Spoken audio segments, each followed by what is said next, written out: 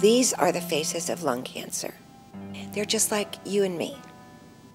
Anyone can get lung cancer. I thought that you had to, have smoked or be around people who smoke or, have a more risky lifestyle or have, family members who've had, cancer, so it has to be genetic. But in my case, I didn't have any of those risk factors. When I was diagnosed, it was just such a shock. I do have a family history, but of course you don't think 21 years old, really great straight, not college athlete and non-smoker. We don't have cancer in our family at all. We are relatively healthy. No one in my family smokes. So it was just shock. Our son was 2 months old when we found this out, so it was just horrible to hear. If this could happen to me, it can happen to anybody. I mean, it doesn't discriminate against anyone. And it doesn't matter if the best athlete in the world or, it doesn't matter. I was a college athlete, football scholarship, and ran track at Winston-Salem State in North Carolina. And, pretty much kept myself up after college, played a lot of intramural sports, softball, weightlifting, track. It tells you the insidiousness of this disease, that I could have ended up feeling as wonderful as I felt and end up with stage 4 lung cancer.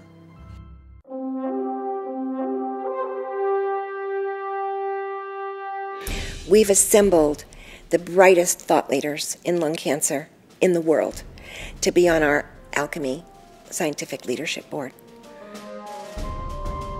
ALCMI is a contractual consortium and collaboration of 7 major institutions across the United States and in Europe, along with several major community hospitals as well. So a community hospital that may do several hundred lung cancer surgeries today and discard those tissues, now we will have access to those tissues. And conversely, we're bringing the awareness and the technology of the academic centers into the community.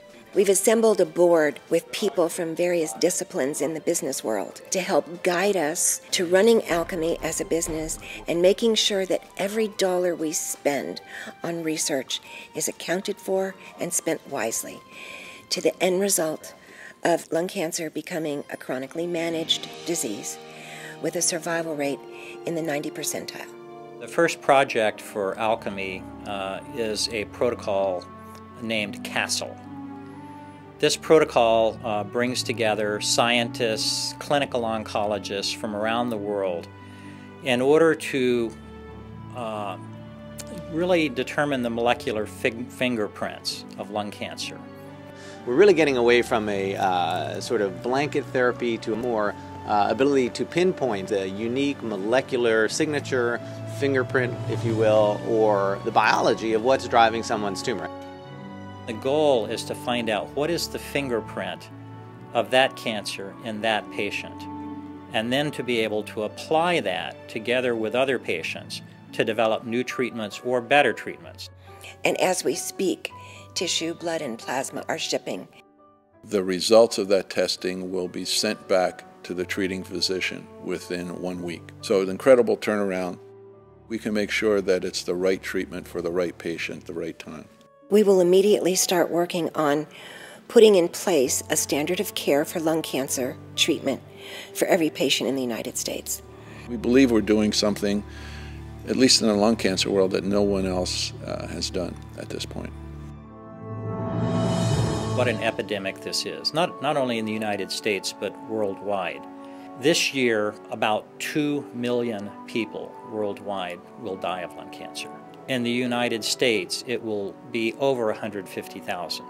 In the United States alone, 20 people die each hour from lung cancer. We have clearly seen a dramatic increase in lung cancer in typically young, never smoking patients, and mostly women, although not all. The molecular fingerprint of these cancers we're finding is totally different from that of the older male smoker or even female smoker. it is a different disease. Even the NIH is coming around to it and realizing there is a major problem here that has been under-addressed for a long period of time. The one thing that we can do that can make the most major impact on this disease is find an early detection method. We're looking at the breath of patients to see whether the breath that is exhaled by a lung cancer patient is different than that from a patient who doesn't have lung cancer. So there are many places that you can look for these biomarkers. The more you look, the better it is. Hope is the one thing you can hang your hat on.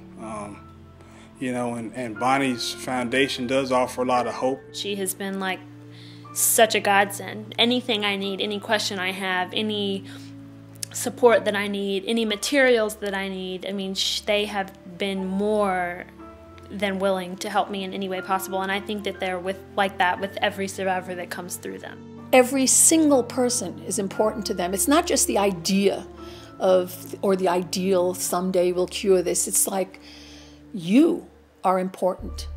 Somehow she knows exactly what to say and set my mind back at ease. And I think maybe it's because she's been through it and she has such a compassion. I'm just very inspired by her story and her organization and everything she's accomplished in what seems to be a very short period of time. It's a godsend for a lot of people. We are the people that have to make it happen. You know, we, the patients, the advocates for the patients, the family of the patients, we're the ones who are going to make this move the fastest because we have the biggest investment. And as soon as I saw that they were speaking my language, that's how I decided this is where I'm going to go. These are the people I'm going to talk to, and this is who I'm going to get involved with, and this is how I'm going to make the most of this situation. The age of molecular or targeted therapies is real, showing that a tumor in an individual may actually unlock secrets. It says treat with this drug and your chance of getting a response is going to be higher. There's never been a better time, and there's never been more interest in expanding that. I'm taking this chemotherapy, actually it's targeted chemotherapy, a pill that I take every day, and it's been shrinking my tumor. This is the right research team. It's the right time. We're now seeing this epidemic of lung cancer in young women. The time is now, the future is now. There is no better time for you to participate in this fight against lung cancer. We're committed to make this happen. We want to be measured. We want to be held accountable. As much as we are more than happy to take large donations and anything anybody can do for us, my dream is $20 from 1 million people. And you know, it's actually beautiful because people send in $20, but then when they go to write the check, they make it 25, or they make it 30, or they make it 10. It really doesn't matter. What people need to know is that every little bit counts. There really is no donation too small. Those monies can go to directly where it's needed, right here in the basic research laboratories around the country of people doing cutting-edge research. I really believe we, and when I say we, I mean our ALCMI leadership board, I mean our board of directors, I mean our patients, our survivors, their families. We are turning a corner. Lung cancer is on its way to being significantly impacted in a positive way with research. We can at first have a registry of tissue like nobody else in the world. We can have that available for investigators, not only in the United States, but all over the world, so that they will be able to use this and discover, but also that tissue is being used and evaluated in real time to help the patient. I know I told you last year that the cavalry was coming. I'm so pleased, thrilled to be able to tell you today that the cavalry is here.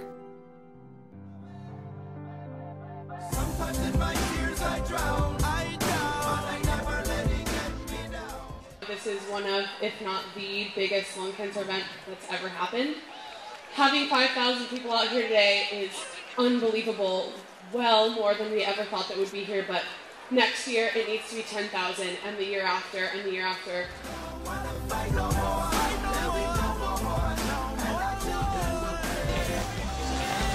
She believed that this was a way to educate people and to bring about a cure. So to have this type of response, oh my God, it's incredible. It's incredible. It's humbling that this many people would come out for her, and more importantly, for the cause to find a cure, because that's what we have to do. So I'm thrilled. I mean, I wish she was here with us, but I guess she is. And I know that she would just be thrilled with this.